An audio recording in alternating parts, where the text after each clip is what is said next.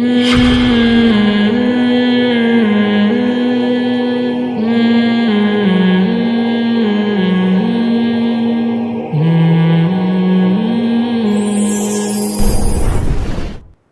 ایسے جوابات ہیں جو فطرت کو اپیل بھی کرتے ہیں, نیچر کو اپیل کرتے ہیں. میں ایک سادہ سی داڑھی کی مثال دیتا ہوں. دنیا میں بالوں کے بارے میں نا دو قسم کی قومیں ہیں. ایک قوم کیا ہے, وہ کہتے ہیں بال جو ہے نا یہ نیچر کے خلاف ہے. جب ہم پیدا ہوتے ہیں تو بال نہیں ہوتے. ایسے بھی ملیں گے آپ کو دنیا میں مذہبی لوگ, لہذا وہ کہیں کے بال رکھتے ہی نہیں, ٹرنڈ کرواتے ہیں, اپنی آئی بروز کو صاف کرتے ہیں, پلکوں کو کاٹ لیتے ہیں, بالکل مجرد پلکیں نہیں کاٹتے. وہ کہتے ہیں یہ تو پیدائشی ہیں, یعنی بالکل عجیب سے ہوتے ہیں. آپ دیکھو گے تو آپ کو لگے گا یہ مریخ سے آیا ہوا انسان ہے, یہ یہاں کا نہیں. اس کے مقابلے میں سکھ لوگ کیا کرتے ہیں, وہ کہتے ہیں بھائی بال نیچر ہے انسان کی, ان کو کاٹنا خلاف فطرت. بچہ تو ٹھیک ہے پیدا ہو گیا, لیکن جیسے جیسے بڑا ہوتا ہے بال نکلنا شروع. کہتے ہیں شیر بال کاٹتا ہے اپنے, گدھا کاٹتا ہے بال, ہے بھائی, بکری کاٹتی ہے, خرگوش کاٹتا ہے اپنے بال, سارے جانور. تو وہ کہتے ہیں نیچر تو یہ تو انسان نے پتہ نہیں کہاں سے یہ والی کٹنگ, پھر یہاں سے کاٹو, پھر مونچھیں تراشو, اور پھر داڑھی کاٹو, اور پھر یہاں کے بال, یہ نیچر کے خلاف ہے. لہذا سکھوں نے کیا کیا, ہر طرح کے بال بڑھاؤ. وہ الگ بات ہے اب سکھ اس پر پورے عمل نہیں کر پا رہے, ان کو پتہ ہے معاشرے میں سروائیو نہیں کر سکتے بھائی ہم, ورنہ ان کا اصل مذہب ہے داڑھی چھوڑو لا متناہی, مونچھیں بھی رکھو, داڑھی بھی بڑی بڑی, مونچھیں بھی بڑی بڑی, سر کے بال بھی بڑے. بعض لوگ ہوتے ہیں نا, بعض آپ کو مسلمانوں میں ملیں گے, سر کے بڑے بڑے بال, مونچھیں بڑی بڑی اور داڑھی اتنی بڑی. تو میں نقشہ کھینچتا ہوں کہ جھاڑیوں میں سے کوئی بندہ جھانک رہا ہو, یہ حالت ہوتی ہے, جیسے جھاڑیوں میں سے کوئی انسان جھانک رہا ہو. انہوں نے اس انتہا کی طرف لے گئے, انہوں نے کہا یہ اس سے خدا کیا ہوگا, خوش ہوگا. اسلام نے درمیانی راستہ دیا. اسلام نے کہا مرد اور عورت میں فرق ہے, عورت کو سر کے بال زینت ہیں, وہ نہ کاٹے, بڑے رکھے بال. مرد کو آپشن دیا بھائی سر کے بال زینت ہے, تمہیں زینت پسند ہے تو رکھو, نہیں سنبھل رہے تو کاٹ دو, تمہیں خود اچھا نہیں لگ رہا تو کاٹ دو. داڑھی مرد اور عورت کا بڑا فرق ہے. داڑھی رکھنے کا اسلام نے مرد کو کیا دیا, حکم. کیوں, بہت بڑا فرق ہے مرد اور عورت میں داڑھی سے. یعنی یہ ایسی چیز ہے جو مرد کو عورت سے کیا کرتی ہے, ممتاز اور جدا, اور اس سے چہرے میں تغیر بہت زیادہ آتا ہے. داڑھی رکھی ہوئی صورت اور نہ رکھی ہوئی میں زمین آسمان کا فرق ہے, بالکل ڈھولیا آپ کا چینج ہو جاتا ہے. لیکن اسلام نے حکم دیا کہ مونچھیں بڑھانے کی اجازت نہیں ہے, رکھنے کی اجازت ہے, کاٹ بھی سکتے ہو جو تمہیں پسند ہو, بڑھانے کی اجازت ایک حد تک بڑھاؤ کہ ہونٹ کا بالائی کنارہ کھلا رہے. ایسا نہ ہو کہ منہ ہی چھپ جائے تمہارا. پانی پی رہے ہو, بال پانی میں ڈوب رہے ہیں, روٹی کھا رہے ہو تو پہلے جھاڑیوں میں سے گزر کے جا رہے ہیں, وہ یہ نظافت کے خلاف ہے. تو آپ کو فیشن ایک حد تک اجازت ہے, آپ پہ آپ رکھو بھائی, اس میں زیادہ نہیں اسلام نے پابندیاں لگائیں کہ رکھو یا نہیں, اجازت ہے بھائی تمہیں. بہتر یہ کہ نہ رکھی جائے, سنت ہے, رکھ بھی سکتے ہو. بعض صحابہ کی بڑی بڑی مونچھیں تھیں, یہاں تک آتی تھیں, ہونٹ کھلا رہے گا آپ کا.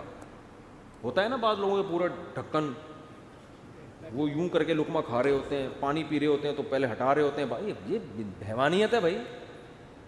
اور بغلوں کے بال اور زیر ناف بال کا حکم دیا, انہیں کسی قیمت پہ رکھنے کی اجازت نہیں. گندگی بہت زیادہ جمع ہوتی, بغلوں میں پسینہ نکلتا ہے. اگر بال ہوں گے تو آپ بار بار دھوتے رہیں, بار بار گندی ہوتے رہیں گے. اس سے زیادہ بالوں کے بارے میں نیچر کے مطابق دنیا میں کسی مذہب کے پاس کوئی آرڈر نہیں ہے. آپ کو یہ پرچہ پڑھ کے اندازہ ہو جائے گا بھائی یہ پیپر ایسا ہے جو قابل حل ہے. یہ نیچر کو اپیل کرتا ہے. اور بہت سارے اسلام میں, ولا تقربوا الزنا, زنا کے قریب مت جاؤ, نکاح کرو, یتیم کا مال مت کھاؤ, اور کیا ہے, عورت کی وراثت مت کھاؤ. پھر ماں باپ کے سامنے اف بھی, اتنی ڈیٹیل سے دنیا میں کوئی مذہب نہیں بتا رہا آپ کو. پھر مر جاؤ گے تو وراثت تمہارے بچوں کا حق ہے, بچوں کو محروم کرنے کی اجازت بولو نہیں ہے. آپ کتوں کو دے رہے ہیں, آپ ادھر ادھر دے رہے ہیں, ایسا نہیں ہے بھائی. اے اللہ تیری عبادت کیسے کرنی ہے, گائیڈ کر دیا ہمیں, خود سے نہیں کرنا, میں بتا رہا ہوں ایسے کرنی ہے. اگر اللہ ہمیں چھوڑ دیتا کیسے کرنی ہے, پتہ نہیں کوئی الٹا لٹکا ہوا ہوتا پنکھے سے, جیسے ہندوؤں میں ہوتا ہے نا, بھگوان کو خوش کرنے کے لیے کوئی روز کوئی کھانا پینا چھوڑ دیا, کوئی الٹے لٹکے ہوئے ہیں جی کسی نے, اور عجیب سی سچویشن چل رہی ہے. اسلام کی سب سے بڑی خوبی پتہ ہے کیا ہے؟ اس وقت دنیا کا سب سے بڑا مسئلہ ڈپریشن ہے, جس کا کسی کے پاس علاج نہیں ہے. اسلام اس کا علاج بھی کر رہا ہے. اسلام کہہ رہا ہے میرے پاس اس کا حل ہے. میں اگر لسٹ بنانا شروع کروں نا لوگوں کے فون سن کر کہ کتنے لوگ ہیں جن کے میرے بیان سن کے 5 سال سے ڈپریشن کی گولیاں کھا رہے تھے, وہ گولیاں چھوٹ گئیں, تو آپ حیران ہو گئے. آپ کہہ سکتے ہو مفتی صاحب آپ چٹکلے سناتے ہو اس لیے, نا نا نا نا نا وہ بیانات سن کے جو میرے بیانات اسپیشل اسٹریس اور ڈپریشن کے بارے میں ہوئے ہیں. آج مغرب کے بعد اسلام آباد سے ایک صاحب کا فون آیا, میں نے اتفاق سے اٹھا لیا, اور مفتی صاحب کب سے تلاش میں. میں نے کہا کیا ہو گیا بھائی؟ کہہ رہے ہیں بھائی میں کئی سالوں سے ڈپریشن کی گولیاں کھا رہا ہوں, میری ڈپریشن ختم نہیں ہو رہی تھی. آپ کا میں نے ایک ڈپریشن کے خلاف بیان سنا, ڈپریشن کیسے ختم کریں, یہ تھا یا پتہ نہیں کیا تھا. کہہ رہے ہیں میں حیران ہوں کہ میری ڈپریشن ختم ہو گئی. اور وہ تو کہہ رہے ہیں میں نفسیاتی ڈاکٹروں سے جا کے لڑ رہا ہوں کہ یار اس مولوی کے بیان سن کے میں ٹھیک ہو گیا, جو نہ ماہر نفسیات ہے نہ کوئی ڈپریشن پہ اس نے کورس کیے ہوئے ہیں, اور تمہارے گولیاں کھا کھا کے میں ٹھیک نہیں ہو رہا. تو میں نے اس سے کہا میرے بھائی یہ مولوی کا کمال بولو نہیں. ہم بھی جو خوش ہیں تو اسلام کا, ہم تو نہیں کہتے ہم سچی پکے مسلمان ہیں بھائی, ہم تو بہت ہی نالائق ہیں. ایک نسبت ہے اسلام کی طرف, وہ تسلیاں دیتا رہتا ہے ہم کو. وہ کیا کرتا رہتا ہے؟ وہ تسلیاں دیتا رہتا ہے. بھائی سب سیٹ ہے, کوئی مسئلہ نہیں, ہو جائے گی, صبر کرو, ٹھیک ہے نا. کیا مطلب؟ یعنی پریشانی دور ہو جائے گی, یہ مطلب ہے. آپ کو کچھ اور لے کے جا رہے ہیں, ویسے میں بھی وہی مراد لے رہا. اچھا خیر, اس کی ایک مثال دیتا ہوں میں, ایک مثال, اس سے آپ کو سمجھ میں آئے گی بات. کبھی کبھار نا مجھے جوش چڑھتا ہے تو میں فون اٹھا, اب بہت عرصے کے بعد میں نے فون سننا شروع کر دیے ہیں, لیکن پھر وہ بھی اس لیے کہ اتنی بھرمار ہو جاتی ہے نا کہ لوگوں کی ٹینشنیں سن کے آدمی بھی تھک جاتا ہے یار. پھر میں بند کر کے رکھ دیتا ہوں. ابھی میں بالکل موبائل لیس ہو گیا, میری زندگی سے موبائل نکل گیا, تو میں نے کہا بالکل میں ویسا ہو گیا ہوں جب نیا موبائل ایجاد ہوا تھا. صحیح ہے نا.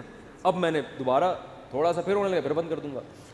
تو میں نے فون سنا تو کسی نے مجھے کال کر کے بتایا, ایک خاتون نے کہا کہ میرے ایک بچے اب بیمار پیدا ہوا معذور, دوسرا بھی اب مجھے دوبارہ ولادت ہونے والی ہے, میں اتنی ٹینشن میں ہوں کہ تیسرا معذور بچہ پیدا ہو, اور ٹینشن سے میری حالت ایسی ہو گئی, میں گولیاں کھا رہی ہوں, یوں کر رہی ہوں, اور میں جناب وظیفے پڑھ رہی ہوں. اور پھر مجھے کہنے لگی میں نے رات کو اتنا لمبا وظیفہ پڑھ کے جب میں سوئی تو مجھے خواب آیا. میں نے کہا میں نے بہت سن لی, اب آپ خاموش ہو جائیں. وہ کہنے لگی میں رات کو سوئی, میں نے یہ والا وظیفہ, مجھے ایک عامل نے بتایا, بزرگ نے بتایا یہ ہوا ہوا ہے, تو میں نے یہ والا وظیفہ, میں خواب. تو جیسے ہی خواب پہ پہنچی میں نے کہا اسٹاپ. میں نے کہا مجھے خواب نہ سنائے, آپ خوابوں کی دنیا سے باہر نکل آؤ. کہہ رہی مجھے کوئی وظیفہ بتا دے. میں نے کہا میں آپ کو وظیفہ بالکل بھی نہیں بتاؤں, کیونکہ آپ کو یہ والا وظیفہ پڑھنے سے یہ والا خواب آ رہا ہے, تو دوسرے والے وظیفے سے دوسرا والا. جو آدمی پڑھا کے جب تھکاوٹ تو عجیب پھر خواب تو آتے ہیں. میں نے کہا محترمہ آپ کا علاج صرف ایک چیز میں ہے. آپ نے یہ کیوں فرض کر لیا کہ معذور بچہ مجھے کسی قیمت پہ نہیں چاہیے؟ یہ سوچ غلط ہے, آپ خدا سے لڑ رہی ہو. سمجھ میں آ رہی ہے بات؟ اس دنیا میں آپ کی مرضی بولو نہیں, اس میں خدا کی چلے گی. خدا کی مرضی پہ راضی ہو جاؤ, دعا مانگو, کوئی وظیفے نہیں پڑھو, دماغ خراب, خواب آ رہے ہیں جو چھوڑ دیں ان کو. حقائق کی دنیا میں آؤ, دعا مانگو, اے اللہ مجھے نیک صالح اولاد دے, گڑ گڑاؤ اللہ کے ساتھ, اور اے اللہ مجھے صحت مند اولاد دے, مجھے آزمائش میں نہ ڈال. دعا گڑ گڑا کے مانگو, لیکن دل میں یہ رکھو میرا کام تھا مانگنا, ہوگا وہی جو اس کی بولو مرضی, اور جو ہوگا میرے حق میں بہتر.